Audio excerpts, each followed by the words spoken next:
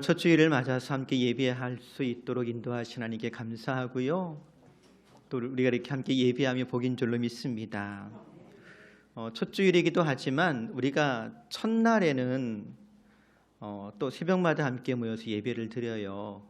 무슨 예배 드리죠? 월상 예배를 드립니다.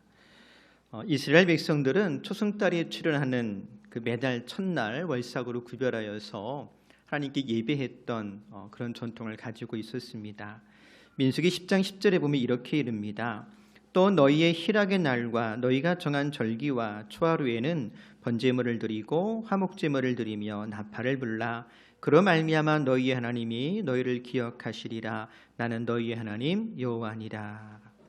그래서 월삭 때마다 그들이 하나님께 예배하면서 영광을 돌리는데, 달들을 새롭게 하시는 주여 찬송을 받으시옵소서라고 하는 노래를 불렀다라고 그래요. 오늘 우리도 마찬가지입니다. 찬송 받으시기에 합당하신 주님께 찬송이 되는 저와 여러분 되기를 바랍니다. 또 우리가 월상 예배 때마다 함께 나누는 시편 교독문이 있어요. 혹시 기억하세요? 시편 133편입니다. 같이 한번 읽어볼까요? 보라, 형제가 연합하여 동거함이 어찌 그리 선하고 아름다운고, 머리에 있는 보배로운 기름이 수염 곧 아론의 수염에 흘러서 그의 옷깃까지 내린 같고, 헐몬의 이슬이 시온의 산들에 내림 같도다. 거기서 여호와께서 복을 명하셨나니 곧 영생이로다. 하나님의 성전에 올라가면서 부른 노래입니다. 특별히 형제가 연합하여 동거함이 어찌 그리 선하고 아름다운고라고 이러는데요. 평범하고 당연한 문장 같지만 이 말씀 읽을 때마다 기억나는 예수님 말씀이 있습니다. 마태복음 5장 23절 이하의 기록인데요. 그러므로 예물을 제단에 드리려다가 거기서 네 형제에게 원망드릴 만한 일이 있는 것이 생각나거든 예물을 제단 앞에 두고 먼저 가서 형제와 화목하고 그 후에 와서 예물을 드리라. 왜 이렇게 말씀하셨을까? 그래야 하나님께서 받으실 만한 예물, 하나님께서 받으실 만한 예배, 또 하나님께서 받으실 만한 예배자이기 때문에 그렇습니다. 우리는 성경을 읽으면서 형제가 함께 연합하고 함께 예배하는 것이 지극히 당연한 것임을 봅니다. 뿐만 아니라 성경에서 말씀하고 있는 이 형제라고 하는 단어는 그저 한 부모 밑에서 난 사람들의 관계만을 의미하는 것이 아니라 같은 조상을 둔 이스라엘 백성 모두를 서로 가리켜서 형제라고 부른 것을 볼 수가 있고요. 또 같은 믿음 안에 있어도 형제라고 부른 것을 볼 수가 있습니다. 그리고 그만큼 형제가 연합하여 동거하고 함께 예배할 수 있음이 매우 중요할 뿐만 아니라 또 우리에게 복이 됨을 믿습니다. 그러니 여러분 옆에 있는 분들, 믿음의 형제들 서로에게 복이 된다고 그랬으니까 우리 고맙습니다 같이 2부 예배 때는 막 하트 날리는 분도 있게 막 했었는데 근데 여러분 성경을 읽어보면요, 형제가 연합하여 동거하고 예배함이 그렇게 중요하고 또 복이 되는데, 그래서 그렇습니까? 이 형제 연합이 자주 위협당하고 때론 형제가 갈등하고 때론 형제 연합이 깨어진 것도 우리가 성경을 통해서 보곤 합니다. 최초의 예배로 기록되어 있는 가인과 아벨의 예배를 한번 생각해 보기 바라요. 가인과 아벨, 요즘 말로 이야기하면 찐형제입니다. 근데도 예배하면서부터 갈등이 생기더니 예배가 끝난 다음에 형 가인이 동생 아벨을 어떻게 했더래요? 네, 해쳤더래요. 또 우리는 쌍둥이 형제 에서와 야곱의 갈등을 봅니다. 이 둘 사이에는 경쟁만 있었지 연합하여 예배했다라고는 기록이 없잖아요. 비단 남자 형제들만 그런 것이 아니고요, 레아와 라헬처럼 자매 사이의 경쟁과 갈등도 만만치 않았음을 보게 됩니다. 또 신약성경 넘어오면 예수님의 제자들이 모일 때마다 그들 사이에서 어떤 다툼이 있었더라고 기록하지요. 우리 중에 누가 더 크냐, 이 문제 가지고 서로 다투었다라고 기록한 걸 보게 됩니다. 근데 여러분, 이런 기록들이 사실은 낯설지 않은 것이 사실 우리도 그런 함정에 빠질 때가 많거든요. 그러니 살아가는 성도 여러분, 성령께서 하나 되게 하신 것 굳게 지켜나가는 중에 하나님께서 기쁘시게 받으실 만한 예배자가 될 수 있기를 주의 이름으로 축복합니다. 그리고 오늘 우리가 연합하여 하나됨으로 드린 예배를 주님께서 기쁘게 받아주시는 줄로 믿습니다. 오늘 저와 여러분이 함께 읽은 본문은 솔로몬 왕이 죽은 이후에 이스라엘이 두 개로 분열하고 맙니다. 그 사건을 소개해주고 있는데 특별히 솔로몬에게는요 아들이 하나밖에 없었어요. 암몬 여인 나아만의 아들이었던 르호보암이었습니다. 아들이 하나밖에 없었다라고 하는 것이 어떤 의미겠습니까? 솔로몬의 뒤를 이어서 왕이 될 사람은 누구 하나밖에 없더라고요? 르호보암밖에 없었던 거예요. 그런데 그의 왕의 계승이 마냥 순탄하지만은 않았더랍니다. 아버지의 영광도 물려받았지만 또한 아버지의 과실과 그것을 수습하는 것도 그의 몫이었습니다. 그래서 그가 세겜에서 온 이스라엘, 여기서 말하는 온 이스라엘은 북쪽 10개 지파를 가리키거든요. 그 10개 지파로부터 왕으로 인정받기 위해 함께 모였는데 백성들이 솔로몬 왕 때부터 지워졌던 그 무거운 짐에서 좀 가볍게 달라고 르호보암에게 요청합니다. 그 무거운 짐 다른 것 아니에요. 성전 건축하고 또 왕궁 건축하고 여러 가지 국고성들을 건축하면서 쉼없는 공사로 인해 가지고 백성들이 지쳐 있었거든요. 그 짐을 좀 가볍게 해달라는 요청을 받았더랍니다. 그런데 이 르호보암이 백성들의 짐을 가볍게 해주기보다는 도리어 더 무겁게 그리고 더 무섭게 백성들을 대하겠다고 선언합니다. 그 결과 북쪽의 10개 지파는 다윗과 그 집안을 타도하자. 이새의 아들에게서 무엇을 얻겠느냐? 자, 이스라엘 사람들아 집으로 돌아가자. 르호보암아 이제 너는 네 집안이나 다스려라 하고서는 다 등을 돌려버립니다. 그리고서는 10개 지파가 모여서 새로운 왕을 뽑아버려요. 그게 누구냐면 여로보암이라는 왕이었습니다. 오늘 우리가 읽은 본문은 남쪽 유다의 르호보암과 북쪽 이스라엘 왕되었던 그 여로보암에 대해서 소개하고 있는 본문입니다. 그들은 각기 하나님의 백성을 대표하는 왕이었고 또 남자였습니다. 또 한편으로 생각해 보자면 그들은 사실 모두 한 뿌리에서 나온 사람들이요 하나님의 백성이기 때문에 사실은 형제라고 불러도 이상하지 않을 그럴 사람들이었습니다. 근데 북쪽 이스라엘이 분열하여서 르호보암에게 등을 돌렸을 때 르호보암은 곧바로 18만 명이나 되는 군사를 동원해서 북쪽 이스라엘을 힘으로 제압하고 빼앗으려고 결심합니다. 그때 하나님의 사람 스마야가 등장해서 르호보암과 유다와 베냐민 지파 백성들에게 하나님 말씀을 전하는데요. 열왕기상 12장 24절에 보니까 이렇게 전합니다. 여호와의 말씀이 너희는 올라가지 말라. 너희 형제 이스라엘 자손과 싸우지 말고 각기 집으로 돌아가라. 이 일이 나로 말미암아 난 것이라 하셨다 하라 하신지라. 그들이 여호와의 말씀을 듣고 그 말씀을 따라 돌아갔더라. 하나님의 사람이 뭐라고 이야기했다고요? 싸우지 말래요. 왜요? 네, 그 북쪽 이스라엘 사람들 누구라고요? 너희 형제래요. 형제이기 때문에 싸우면 안 된대요. 형제는 어떤 대상이겠어요? 연합하고 동거해야 될 대상이지 싸움의 대상이 아닌 거예요. 그래서 이 스마야의 말을 듣고 유다 백성들은 어떻게 했느냐? 2번 여호와의 말씀을 듣고 그 말씀을 따라 어떻게 했더라고요? 돌아가 버렸대요. 집으로 다 흩어진 거예요. 이렇게 해서 형제들의 싸움은 피했더랍니다. 근데 여기서 한 번 더 생각해 봅니다. 북쪽 10개 지파하고 싸움하려고 전쟁하려고 18만 명이나 되는 군사를 소집한 것이 누굽니까? 르호보암 왕이었거든요. 그렇다면 전쟁을 포기하고 이 18만 명이나 되는 군사를 집으로 돌려보낼 때도 누가 소집 해제를 시켜야 되는 거예요? 르호보암이 해야 되는 거예요.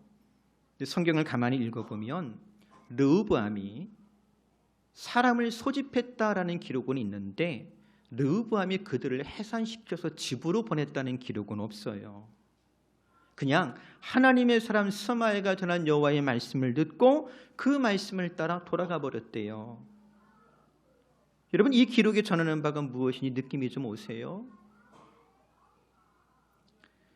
르호보암은 사실 지혜로운 사람은 아니었습니다. 만약 그가 지혜로운 사람이었더라면 백성들이 우리에게 지워진 무거운 짐을 좀 가볍게 해주십시오 라고 했을 때에 아마 그 요청을 받아들일 줄 아는 사람이었을 거예요.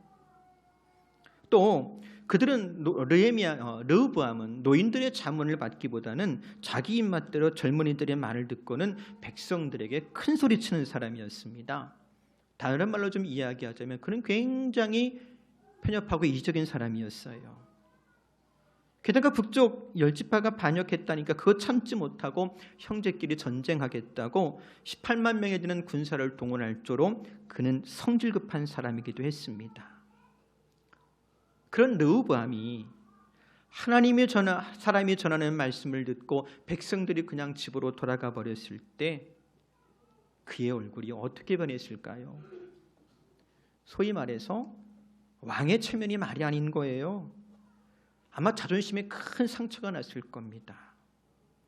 하지만 비록 르호보암이 체면은 구겨지고 자존심은 상했겠지만 그 모든 것들을 참고 받아들이니 형제들 사이에 전쟁은 피했더랍니다. 혹 전쟁이 일어나서 잃어버릴 수 있었던 아까운 생명들을 지킬 수 있었더랍니다. 그리고 하나님의 뜻이 이루어진 것을 보게 됩니다.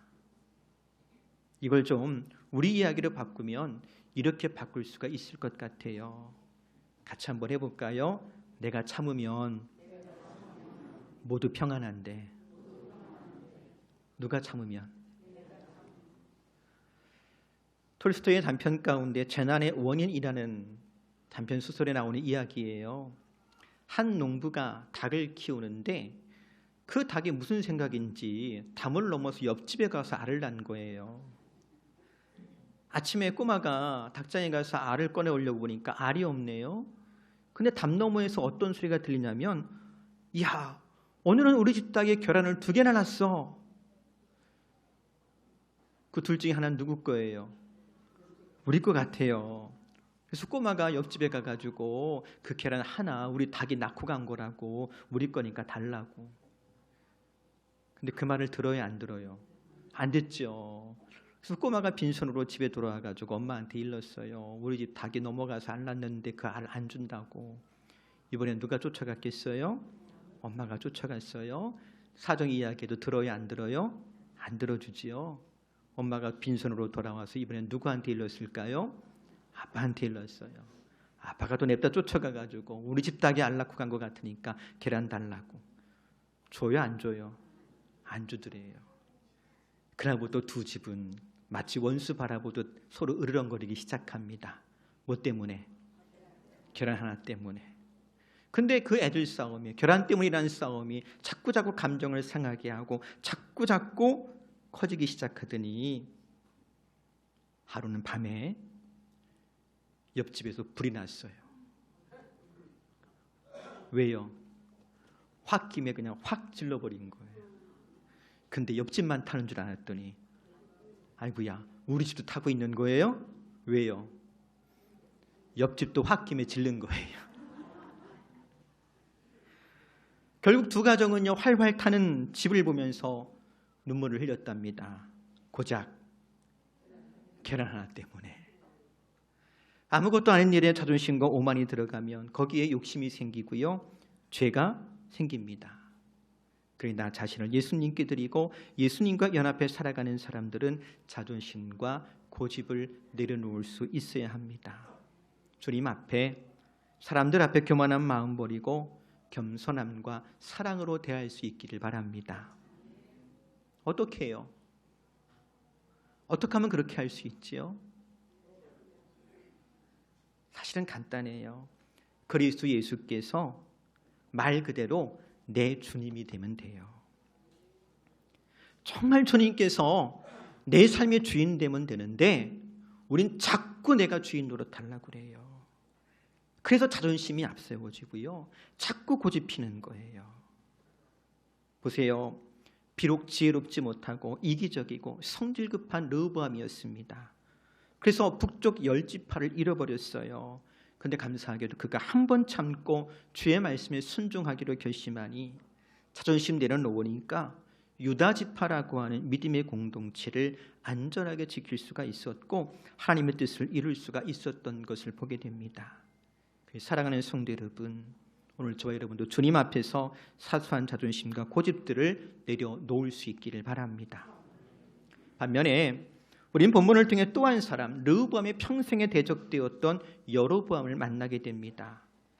그가 북쪽 이스라엘의 왕이 된 다음에 제일 먼저 한 일이 무엇이냐?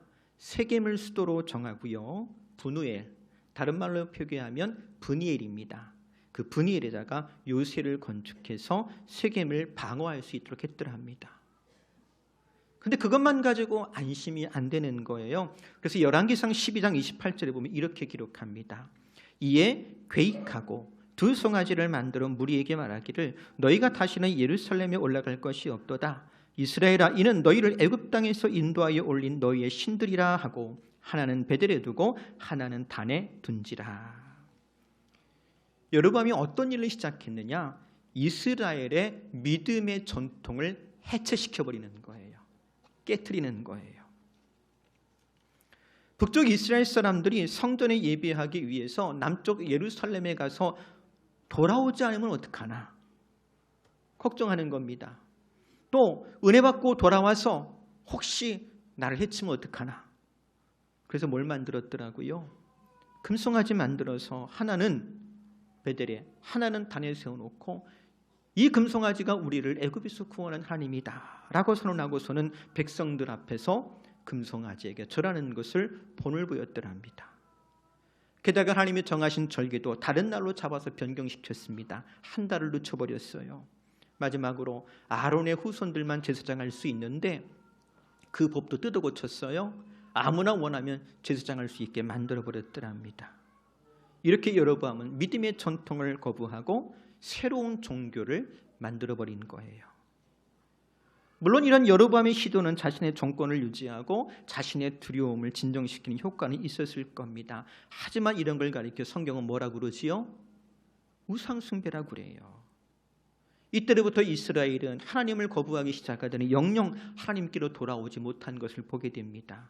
그리고 성경은 여로보암을 실패한 왕의 대명사로 두고두고 기억하고 기록하고 있는 것을 봅니다.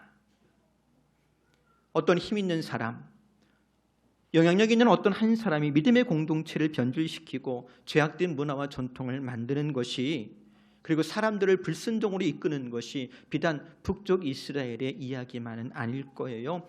우리 주변에서도 있을 법한 이야기 아닙니까? 하지만 바라기는 저와 여러분이 믿음을 지켜나가고 아름다운 전통을 세워나가는 성도가 될 수 있기를 바랍니다. 어떻게 해요? 어떻게 그렇게 할 수 있을까요? 무엇보다도요, 마음과 생각을 지켜야 할 줄로 믿습니다. 여로보암을 보면 여로보암이 이렇게 성을 쌓고 예루살렘 예배를 방해하고 금송아지 우상을 세워서 백성을 미혹한 그 마음의 상태, 속마음이 어땠느냐? 사실은 두려움이 가득한 거예요. 그래서 열왕기상 12장 6절에 보면 이렇게 적지요. 그의 마음에 스스로 이르기를 나라가 이제 다윗의 집으로 돌아가리로다. 그의 마음에 스스로 이르기를, 이게 무슨 뜻이냐면 그의 마음 가운데 두려움이 있었다는 거예요. 한때 천하의 다윗도 사울왕한테 쫓길 때에 그의 마음에 스스로 이르기를 내가 이렇게 하다간 필경 잡힐 것 같다, 안 되겠다, 블레셋 땅으로 도망치자 했다가 크게 망신을 당한 적이 있죠. 미친 척하고서는 간신히 풀려났잖아요. 그래서 그의 마음에 스스로 이르렀다라는 이 표현은 다른 말로 얘기하면 그의 마음 가운데 두려움이 가득했다는 거예요. 그 두려움이 의심을 불러옵니다. 그 두려움이 우리의 믿음과 분별력을 좀먹는 불신앙입니다. 그러하게 주님께서도 지자들에게 말씀하시기를 뭐 하지 말라? 두려워하지 말라고 거듭거듭 이르셨던 것을 보게 됩니다. 그래서 생각해 봅니다. 사랑하는 성도 여러분, 우리가 어떻게 두려움을 이길 수 있을까요? 사실 두려움은요, 더 큰 두려움으로 이깁니다. 군대에서 제일 껄끄러운 사람이 누구냐면 한 달 고참이에요.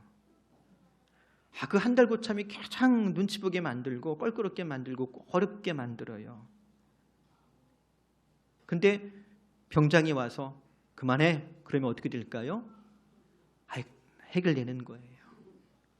제가 학교 다닐 때 기숙사 생활했거든요. 제일 눈치 보게 만드는 게 1년 선배들이에요. 근데 진짜 겁나는 거는 4학년 선배들입니다.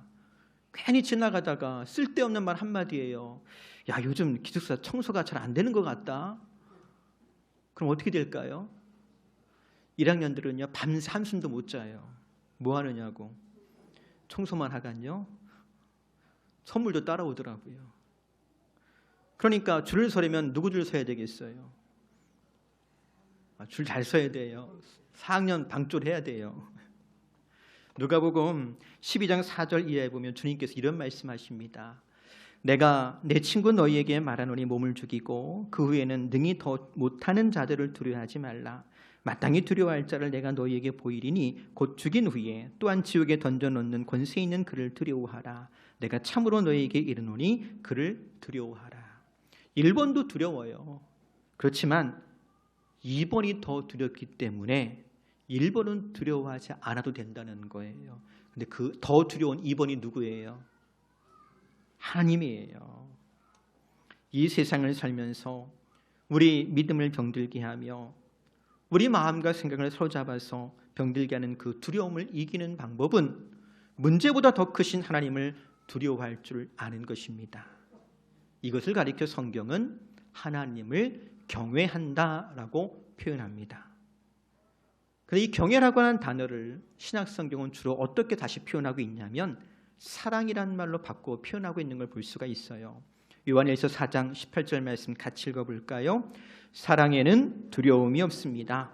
온전한 사랑은 두려움을 내쫓습니다. 두려움은 징벌과 관련이 있기 때문입니다. 두려워하는 사람은 아직 사랑 안에서 온전케 되지 못한 사람입니다.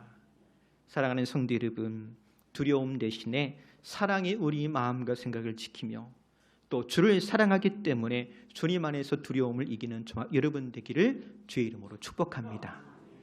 말씀을 정리합니다. 일찍이 이사야 선지자는 오실 그리스도를 기다리면서 이런 말을 했어요. 이사야 53장 6절인데 우리는 다 양 같아서 그릇 행하여 각기 제 길로 갔거늘 여호와께서는 우리 모두의 죄악을 그에게 담당시키셨도다. 요즘에 양 같은 사람 있나요? 그래서 저는 이 말씀을 어떻게 읽느냐면 우리는 다 왕 같아서 그릇 행하여 각기 제 길로 갔거늘 여호와께서는 우리 모두의 죄악을 그에게 담당시키셨도다. 우리는 르호보암 왕처럼 고집스럽고 이기적이고 성질급하고 또 한편 여로보암 왕처럼 움켜진 것을 잃어버릴까 두려움 가운데 살고 있지는 않은지요. 하지만 그리스도 때문에 우리가 그리스도 예수 안에서 믿음의 사랑과 함께 있음이 복이요 우리가 더욱 주 하나님을 사랑함으로 아름다운 믿음의 교회 그리고 믿음의 가정을 세워가게 되는 줄로 믿습니다. 성령께서 우리의 마음과 생각을 지켜주시고 하나 되게 하신 것을 굳게 지켜나가기를 다시 한번 주의 이름으로 축복합니다.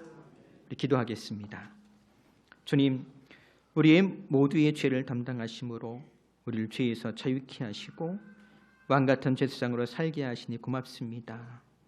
그러나 여전히 옛사람 벗어버리지 못하고 내가 주인 된 것처럼 왕이 된 것처럼 자존심을 위해 고집으로 혹은 스스로 책임지려다 두려움 가운데 살 때가 얼마나 많은지요. 겸손히 주님을 따르는 중에 주께서 하나 되게 하신 교회와 가정을 지키며 섬기는 일꾼이 되게 하옵소서. 우리 주 예수 그리스도의 이름으로 기도합니다. 아멘. 우리 사도신경으로